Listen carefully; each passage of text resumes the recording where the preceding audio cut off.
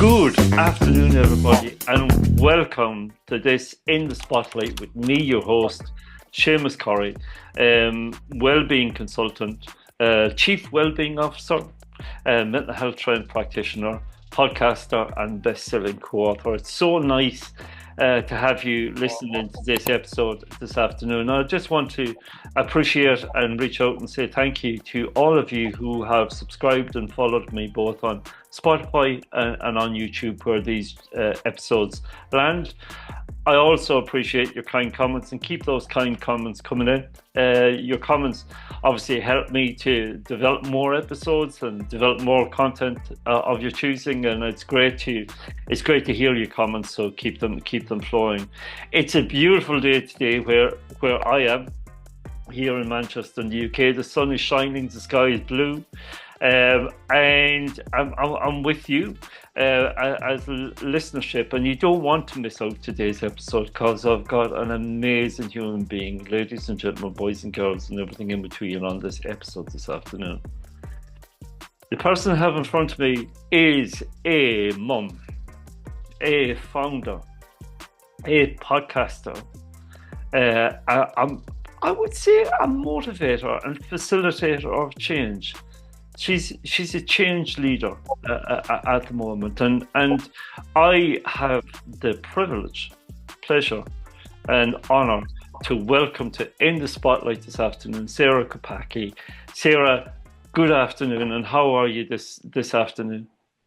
Good afternoon, Seamus. Thank you for having me.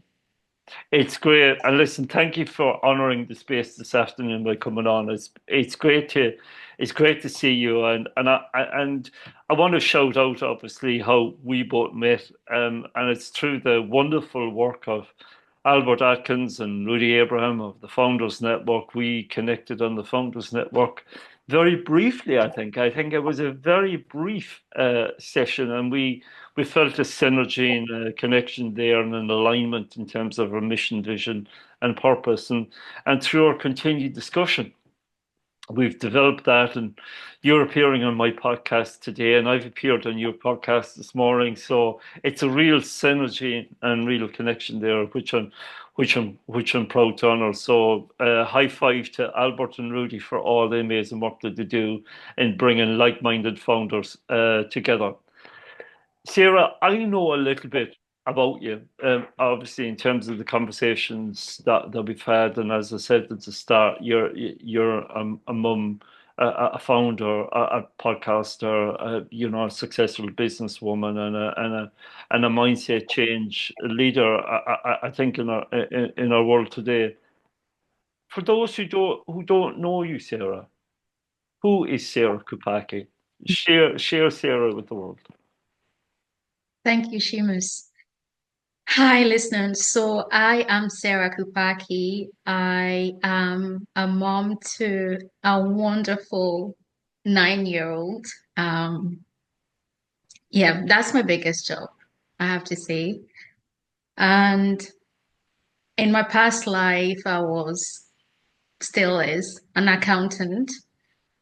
And I'm now on this journey of changing lives, transforming lives with my startup. And we do this by empowering parents, because parents have a huge responsibility for the next generation. So we empower children by empowering parents. We do this through various means. We do this through coaching, mentoring, mental health support, because there's obviously a gap between what's currently being offered and what's required. So globally, that's who Sera is.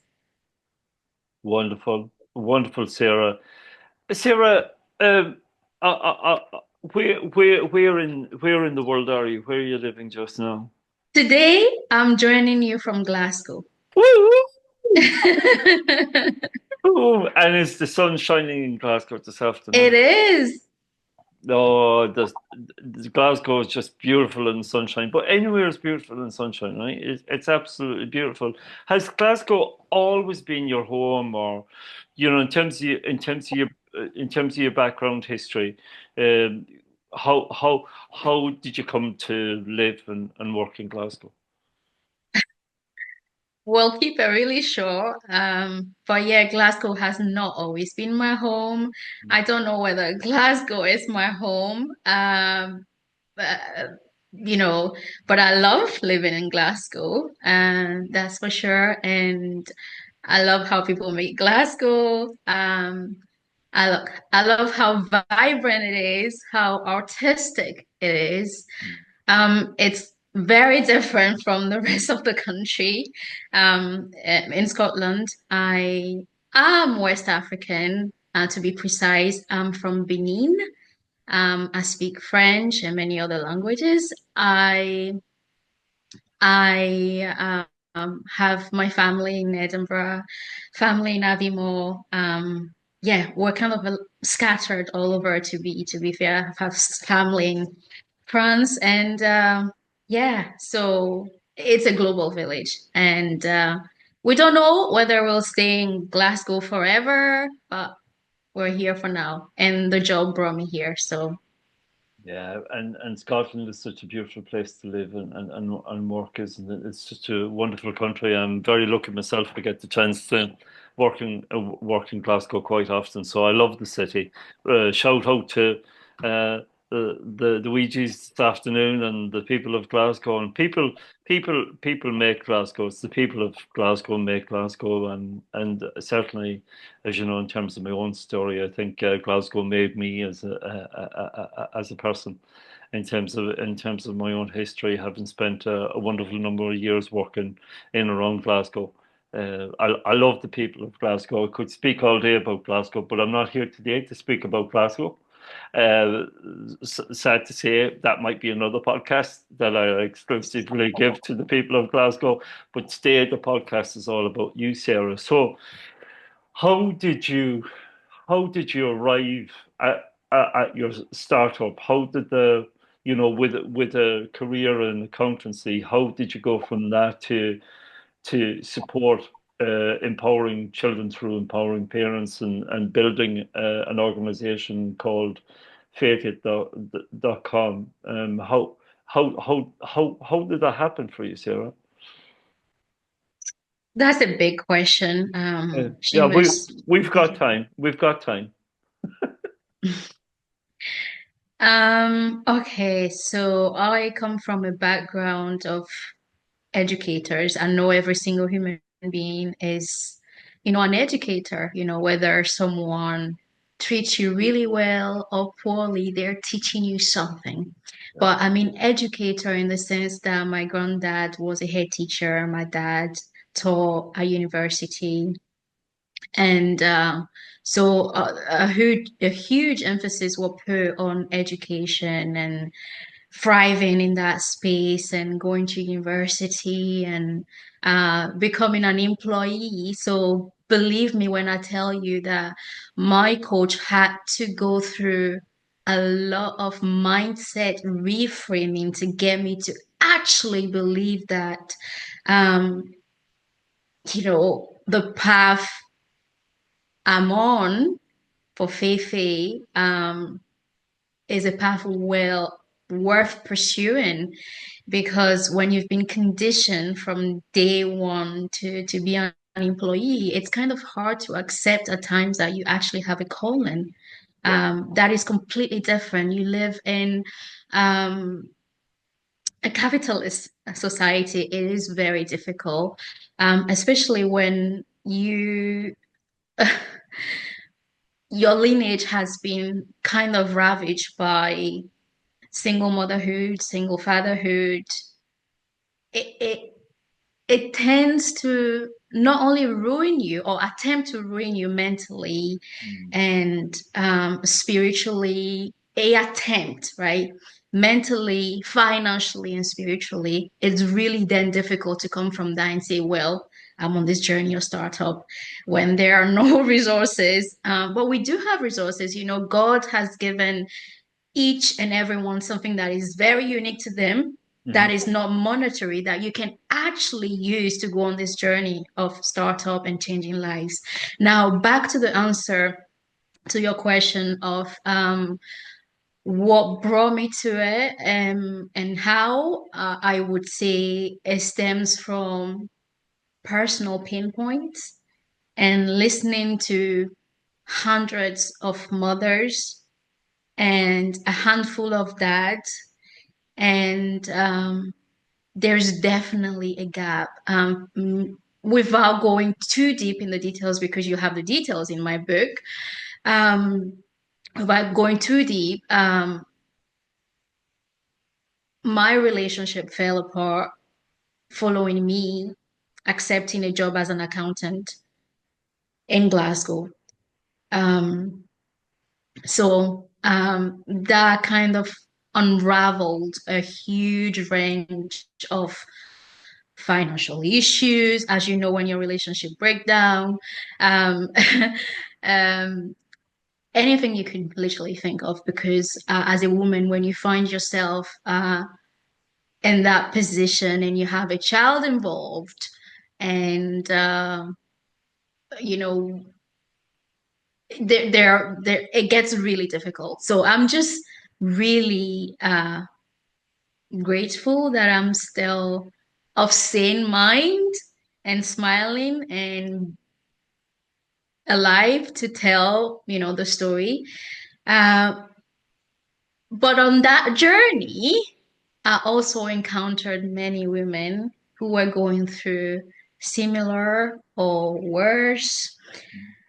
And so I started this um,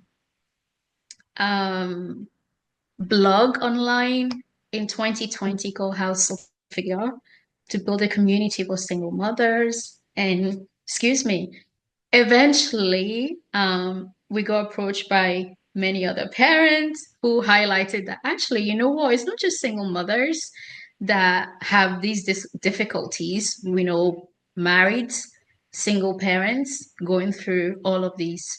It's just a little bit more severe for single parents. So we've expanded our reach, our target demographic to all parents, because it might be more severe. Single mothers might experience financial difficulty a bit more, uh, depression a bit more, anxiety a bit more, feel economically disempowered, live in isolation.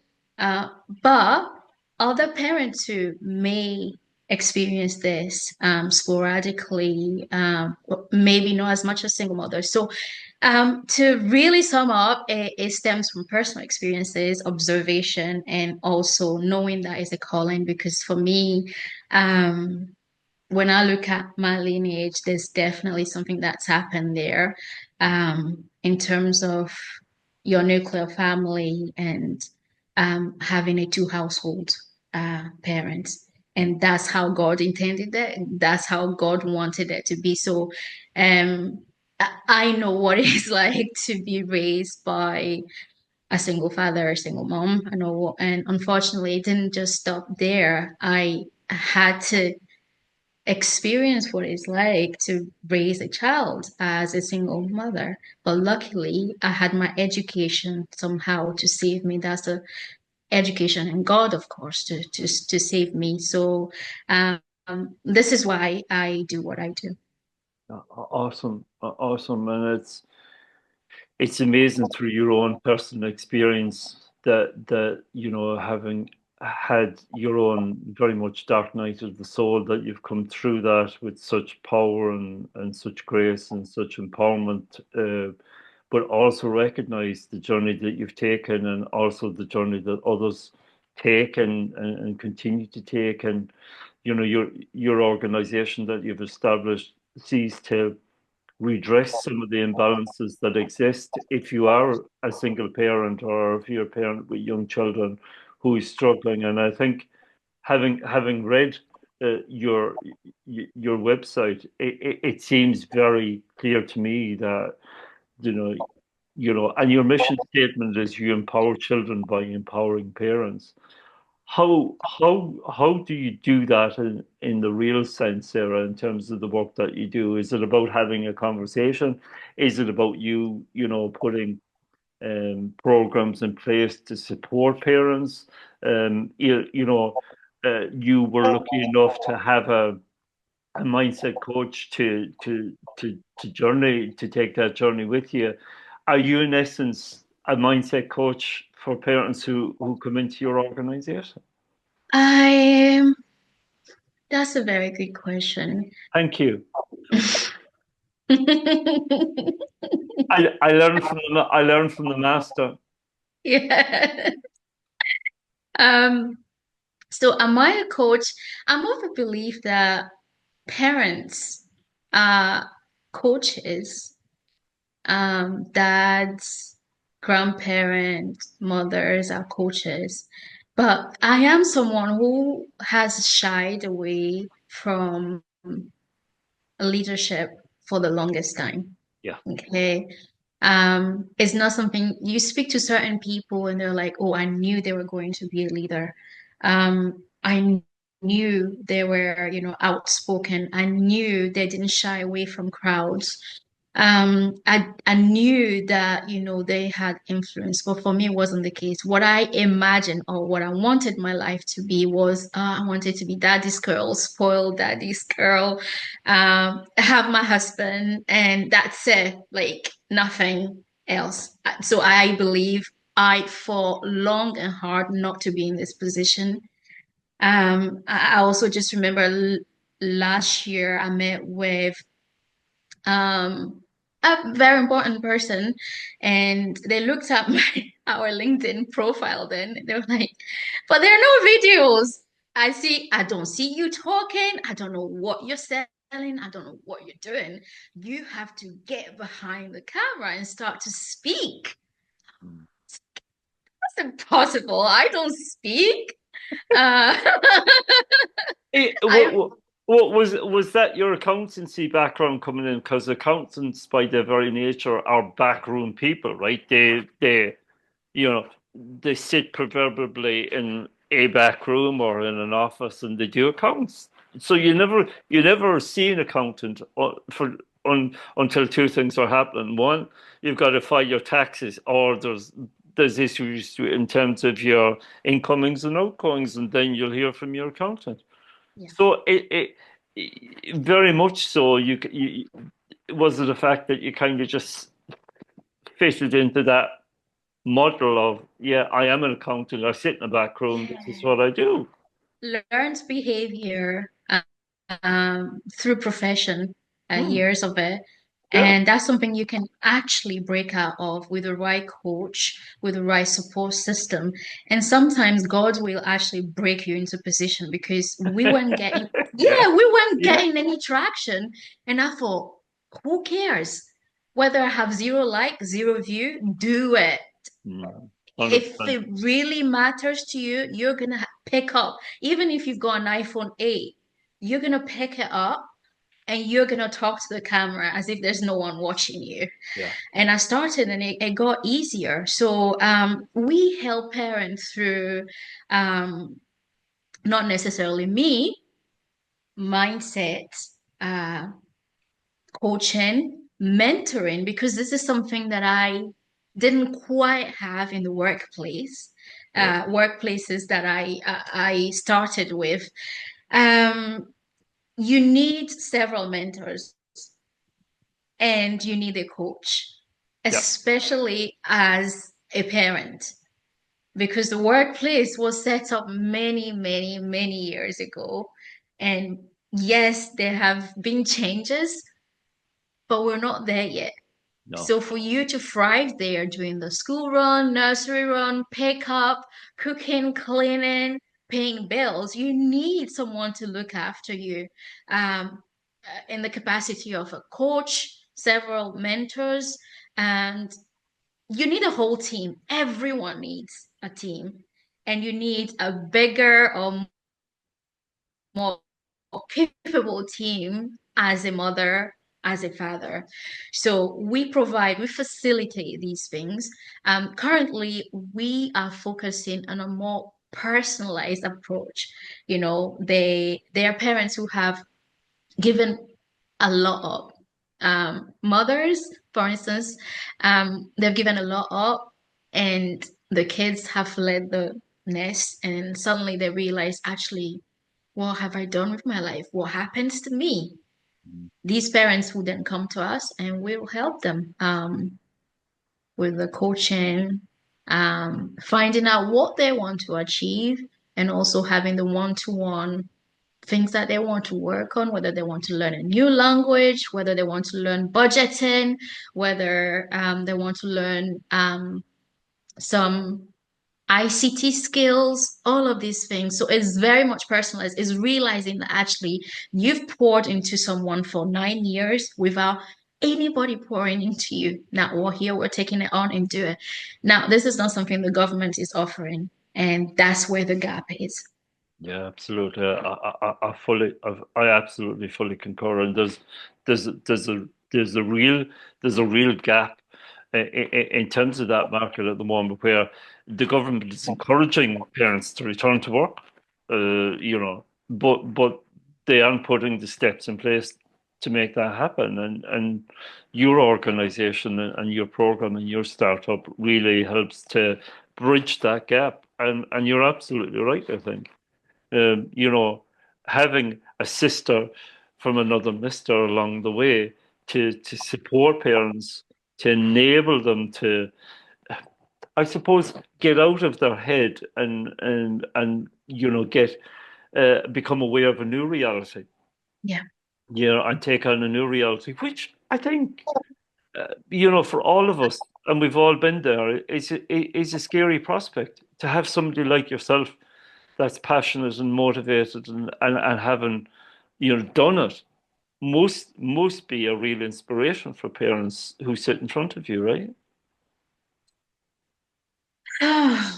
Um, to be honest with you, I have learned more from the parents myself. Ah, see, I started thinking, oh, I started with the thought that I was going out, transforming their lives, yeah, and realizing that once I started starting to learn from them, and it almost became a two-way street yeah, where they're teaching me about their lives, where they've been through, what they've been through, and you realize, actually, you know what, maybe I need to be a bit more gentle with my parents, with, you know, whatever happened in the past, mm, and started to realize, actually, maybe what I thought was a misfortune for me was probably a gift that I can utilize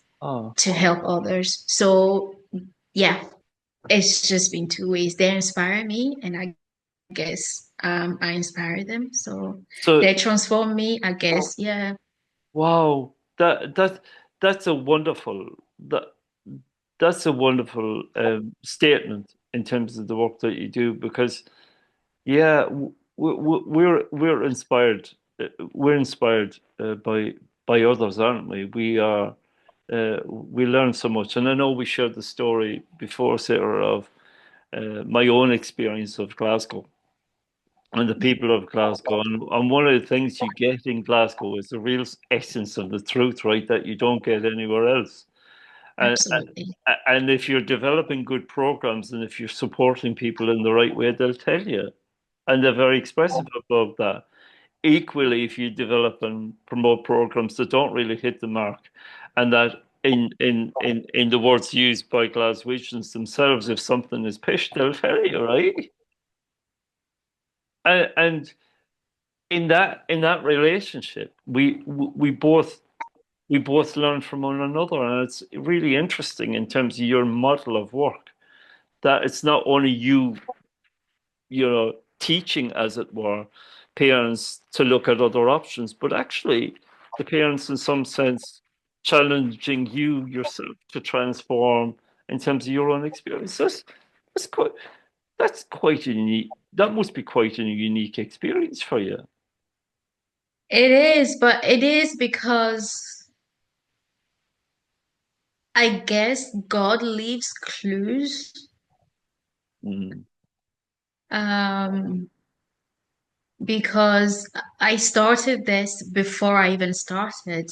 I just knew that I enjoyed helping others. yeah. Um, and we had the first client before we even started, and that was placing that one person as an intern in the Scottish Refugee Council, as an HR person. So I just naturally enjoy coaching people and finding opportunities for them because we live in a place full of opportunities, and I don't think people realize that.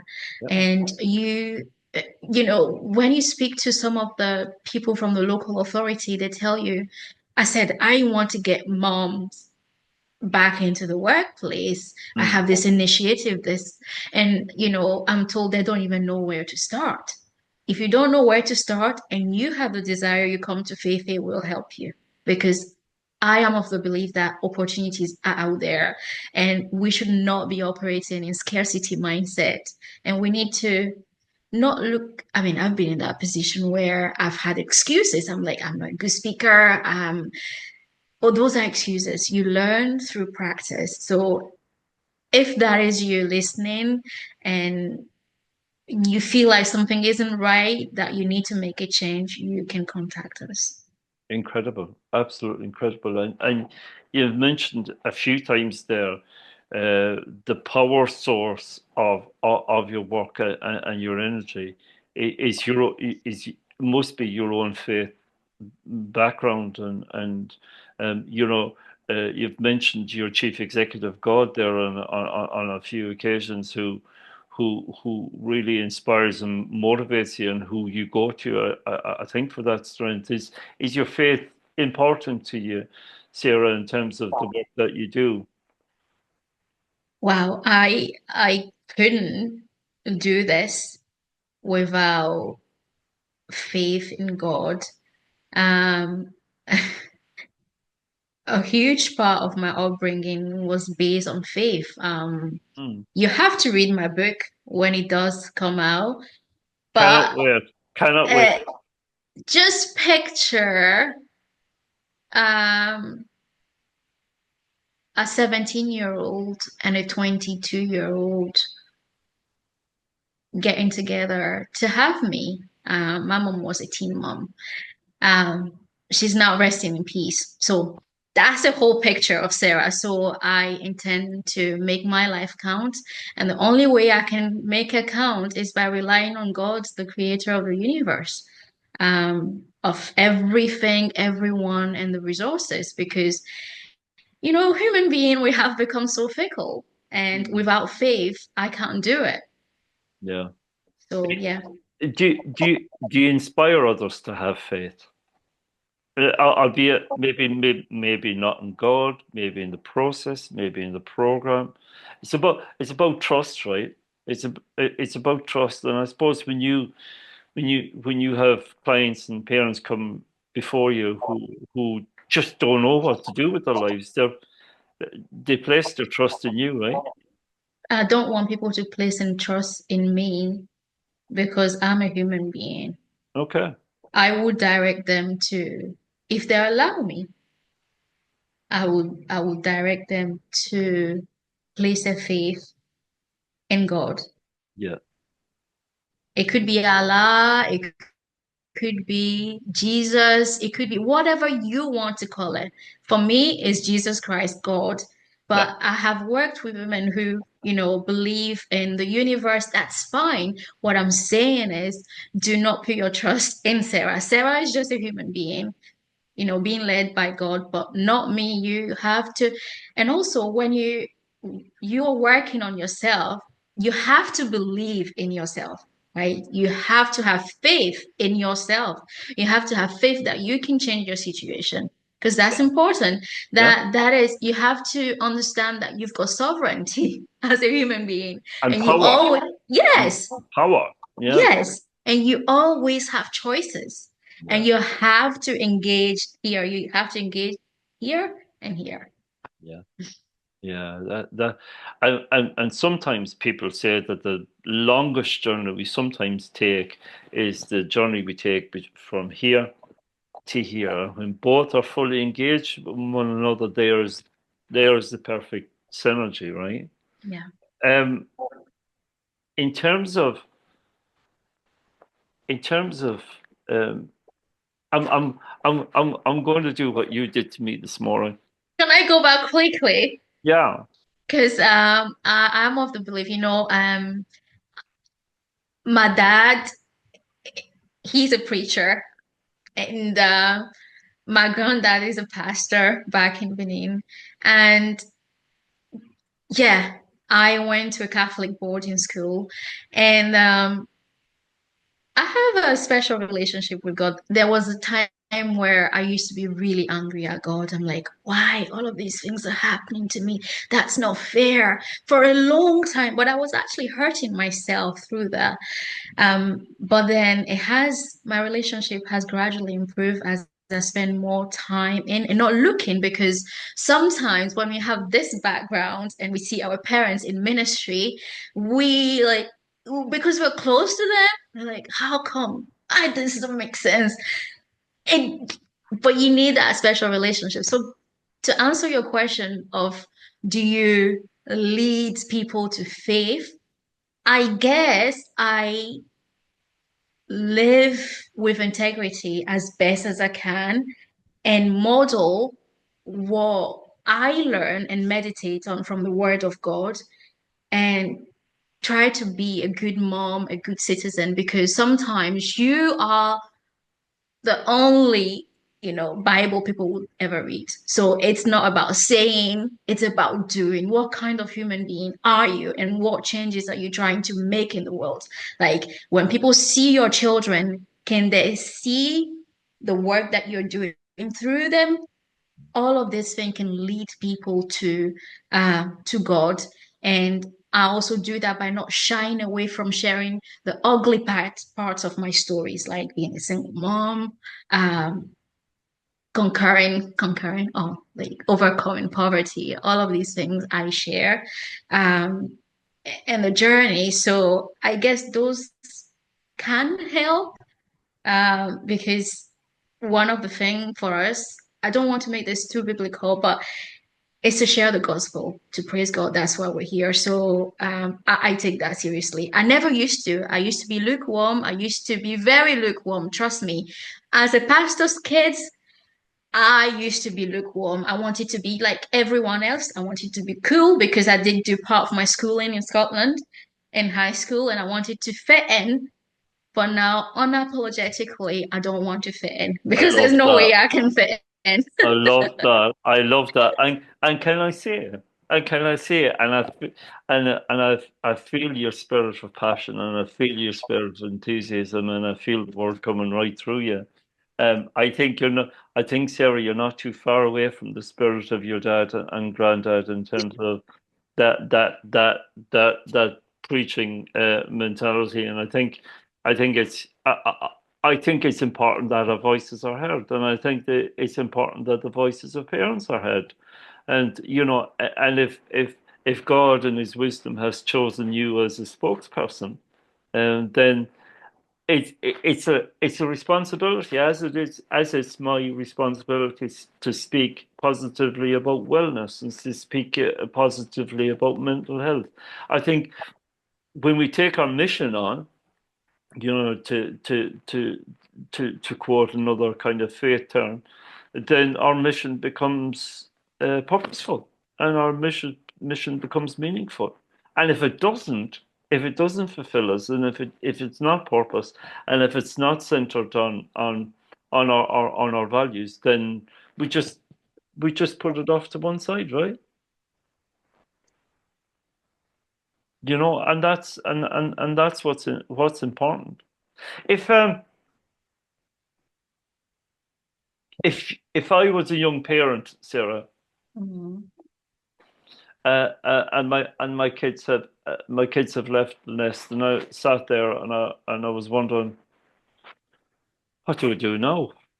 The rooms are empty. Where do I go? What should I do, Sarah? How old are your children? My children are 27, 26, and 24, respectively. Okay, so hypothetically, the children that we're talking about that have left the room, how old are they? Let's say they're gone off to university. So they're in their 20s, hypothetically. And you want to know what to do. Yeah, what do I do with my life now? There are so many problems in the world that you could solve. Hmm. So many, and but I won't start from there, actually. What do you mean, what are you going to do? I would say, how do you feel? Oh, okay. Okay. Yeah, I feel excited but fearful. What do you think the fear is stemming from? Where is the source? What's making you fearful? Yeah, it is that fear of where do I go? What steps do I take? Well, you need to know where you're going because you can take any steps if you don't have an end goal in mind. So where do you want to go? What do you want to achieve? Wow, big questions, right?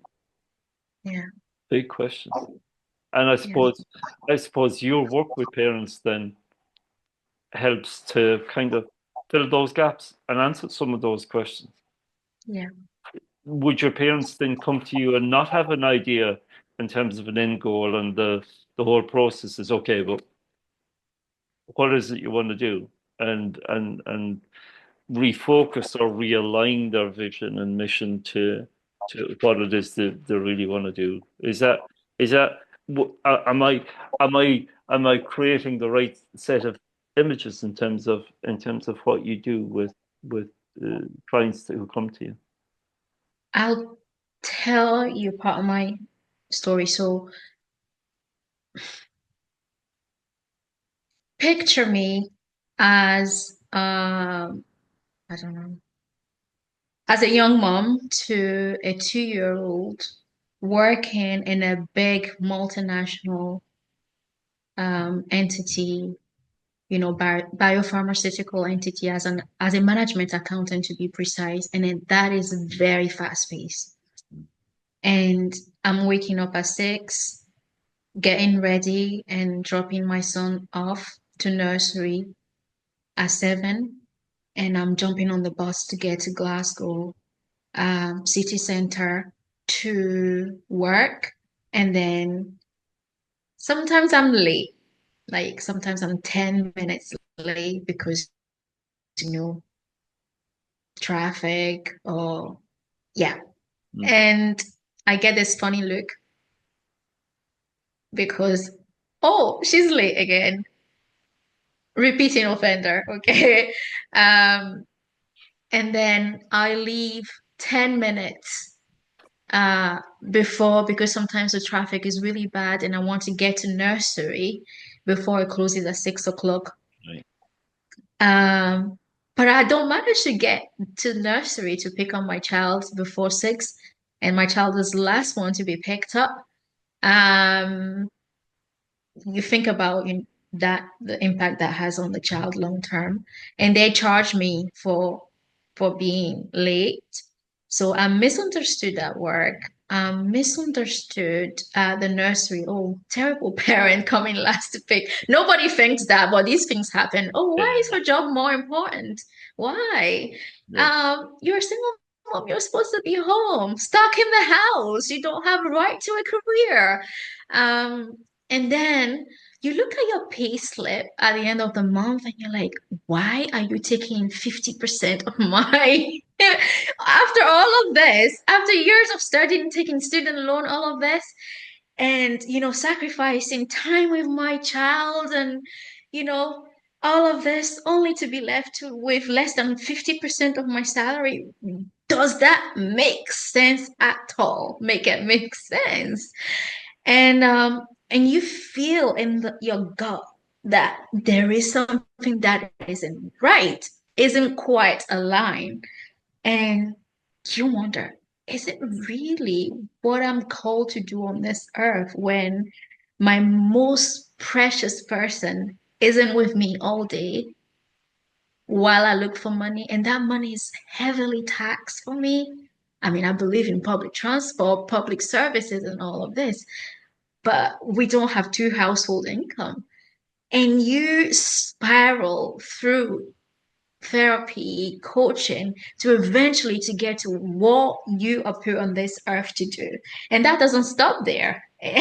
That's when the real work begins. That's where you get hit with the biggest bills you've ever seen to really check whether you you value this. So this these things they happen. What we do is to help these mothers spiraling because they know something isn't quite aligned. Whether you're working like I was outside of the home, or whether you're in business, or whether you are working as a homemaker, because that is a job.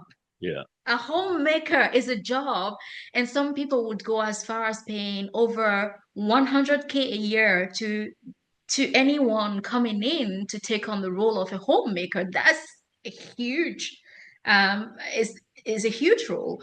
So helping, you can be a homemaker and want to, for instance, improve your language skills. You could say, I want to learn Japanese.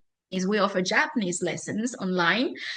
We offer Mandarin lessons. So we are into neuroplasticity, because what I found, I stayed home for like 9 to 1 year when my son was born, and I have to say I was bored Yeah. because they weren't talking. He wasn't talking back to me. He's more, oh God, forgive me. He's more interesting now because I can get feedback. He can echo me. I can echo him. But when they're a baby, you're just left on your own. Your partner, your husband is going out to make money. Mm. And these are the women we work with. You can stay home and be and improve, upskill. So when you go back to the workplace, you are ready for what they throw at you. Because oftentimes when you do go back to the workplace, you're starting from entry level. And that happened to me, and that happened to other women as well. Mm. So is how do I stay close to my family while upskilling, while improving how to navigate the workplace, and how to have my business, and how to really find my calling, and how to hone it. And yeah, it's broad what we do, but we try to personalize it as much as possible. Okay, wonderful. Absolutely wonderful. You mentioned your book, Sarah. You mentioned your book. When is your book coming out? When should we expect your book coming out? When's it been released? Is it out already? Is it It's not available? out already. It's not out already. We don't have a date yet, but I will keep you updated as soon as I know more. Wonderful. And where can people find you if they want to know more about your work and what you do and how you can help them as parents navigate the return to work? You can find me on LinkedIn, Sera Koukpaki on LinkedIn. I'm there quite a lot actually. Um, I'm also active on the website is www.faith-8.com. We are on Instagram, TikTok, and Facebook. Excellent. Under the same name. Yeah. Wonderful, wonderful. Sera Koukpaki, it's been an absolute joy and a wonder and a blessing to have you on today. And I appreciate you taking the time out with me on this episode. I wish you well in terms of the work that you do. I hope we can continue to be aligned in terms of our respective roles that we have in this wonderful world. And I am a big believer, as you know, in collaboration, not competition. And I think if we can collaborate in any way in the future, I'm more than happy to do that. we'll continue to remain in contact and remain in touch and build our working relationship accordingly. Sera, it's been wonderful to have you on, and thank you very, very much for your time this afternoon, and I wish you well. Thank you. And God be with you. Thank you. Amen. Thank you, Seamus.